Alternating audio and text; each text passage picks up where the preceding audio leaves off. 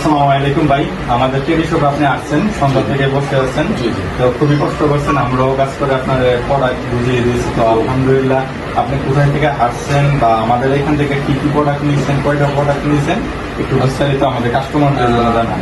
Basically আমি হচ্ছে কবি, তো আমি হচ্ছে বেশ কিছুদিন ধরে অনলাইনে হচ্ছে আপনার একটা ট্রাস্টেড একটা প্রতিষ্ঠান চাচ্ছি, যে যারা হচ্ছে ট্রেডিং হচ্ছে তৈরি করে থাকে, বেসিক্যালি কারখানা টাইপের যাদের, ওইখান থেকে নেওয়ার জন্য।